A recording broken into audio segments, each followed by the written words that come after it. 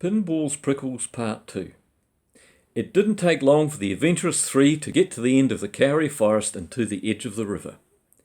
"It's a pretty wide river," said Katelyn. "How do you think we might get across it?" She stepped close to the water's edge and balanced on a great big rock. "Hey, you get off me," said the rock. "You are very heavy to be standing on me. How would you like it if I stood on you?" "Oh," said Katelyn, "a talking rock. I didn't know that rocks could talk." "Well, talking rocks can talk, and not talking rocks can't talk. But I'm not actually a talking rock. I'm a talking turtle." With that, his head popped out from under his shell and he stood up on all four legs. "What's more," he said, "I'm not really a talking turtle. I'm only a talking turtle just now because the bad witch Hooknose turned me into one, and I want to go back to being a talking rock." "We don't have talking turtles or turtles of any kind in God's own," said Sophie. "I know, and that makes it worse, because I'm the only one, and it's lonely being the only talking turtle in God's own." "Oh, no, you're not," said a lot of voices from the other side of the river. "Oh, yes, I am," said the turtle. "Oh, no, you're not," said the voices again. "We're rocks turned into turtles too. I'm Marble Rock. He's Green Rock. He's Black Rock. He's Hard Rock because he likes rock and roll. And my sister's called Candy Rock. We have all been turned into turtles, and we want to be turned back to rocks again. Being a turtle really sucks. We don't want to be turned into turtle soup, so we want to be rocks again. People don't like rock soup." "Well," said Katelyn, "it looks like we need to get rid of Hooknose. She is a really, really bad witch. We need to get everybody turned back into who they really are. But first we need to get across the river, walk through the bubbling mud pools, cross the lake, climb Fern Hill, find the fairy castle, and get the good fairy to help us." "We can help you get across the river," said Marble Rock, who was now Marble Turtle. "How so?" said Sophie. "All the turtles could line up across the river like stepping stones, and then the adventurous three could cross the river by standing on them, one at a time, one after another, until you get to the other side." "That'll work," said Katelyn. So that's what happened. Turtle rocks turned up from all over the riverbed and formed a long line across the river, so the adventurous three could walk from one across to the other, across to the other, across to the other, and on until they got to the other side. Then they would be safe and sound without getting wet at all. "Here we all are," said Katelyn after they'd reached the other side. "Thank you, Turtle Rocks. We'll get on with getting rid of the bad witch Hooknose, and then you can all be turned back into proper rocks again, just like you want to be." "That'll be so cool," said Rock and Roll Turtle, and he picked up his guitar and played a song, and all the other rock turtles rock and rolled around in circles, dancing and singing happily and being glad they'd soon be rocks again. "Good luck," they said. "Travel safely."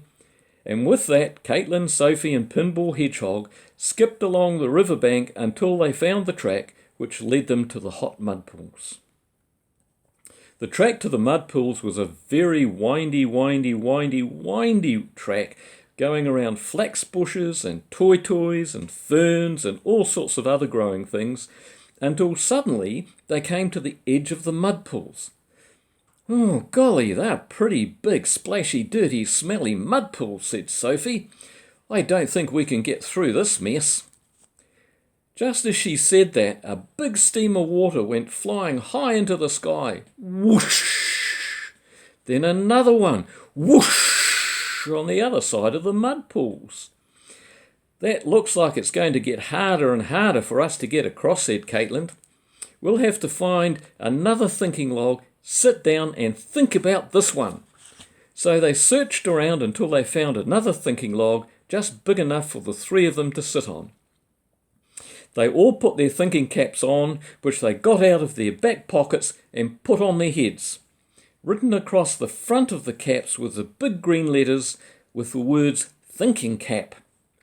So they began to think and think and think some more.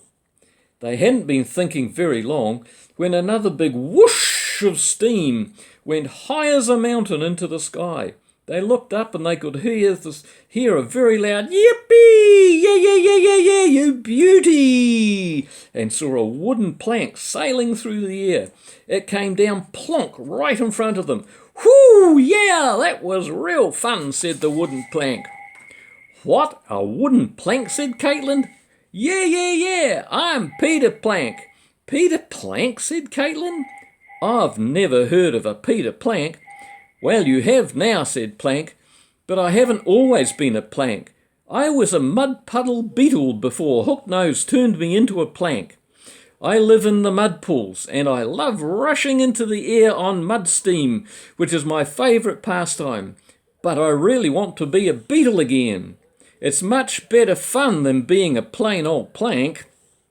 Well, said Katelyn, we have met lots of things that Hooknose had turned into what they aren't, and they want to be changed back to what they really are, you being one of them. Can you help us cross the mud pools to get to the good fairy so that we can find the magic spell that will turn us all back into what we were again? Everybody wants that to happen. It's not fun being turned into what they're not. Sure can, said Plank, because I am a plank. I can lie on top of the mud pools, and you can walk across me to the other side. So that's what happened. They did that. Plank lay down on top of the mud pools. Katelyn hopped on first and was followed by Sophie and Pinball, and they ran across the mud pools on top of Peter Plank and got safely to the other side. On and on they walked until Sophie said, "We have been walking a very long time and I'm getting tired and hungry, and we haven't found the lake yet. How much further do we have to go?" "I don't know," said Katelyn. "Let's find somewhere to sit and something to eat, and we can check it all out and work it out from there." They carried on walking and came across a park bench in the middle of nowhere. It had 2 trees standing on the left-hand side of the bench, 2 trees standing on the right-hand side, and 2 trees standing behind it. And in front of it was a great big desert. Strange, they thought, but they sat on the park bench so they could have something to eat. Sophie put her hand in her pocket and pulled out a big lump of cheese. "Look what I have found," she said. They broke it up into 3 pieces and shared it between themselves. Pinball said, "I'd love to have a pickled onion. I love pickled onion with cheese. Has anybody got a pickled onion?" Sophie and Katelyn both said, "No, we don't have any pickled onions, just cheese in its own right now." "I like pickled onions too," said a voice. "I think that's the park bench talking to us," said Pinball. "I do too," said Katelyn. "I did," said the park bench, "and I'm not really a park bench at all. I'm a little boy called Tommy." "What are you doing here?" said Katelyn, "and why are you a park bench?" "I was fishing beside the lake," said Tommy, "and really enjoying myself until Hooknose took the lake away, and she saw me and turned me into a park bench, and here I have been ever since." "Oh no," said Katelyn, "you mean the lake is gone and we now have a big desert instead?" "That's right," said Tommy, "a big desert and nothing grows, and there are no fish anymore, and I can't go fishing." Now you're just going to have to wait for part 3.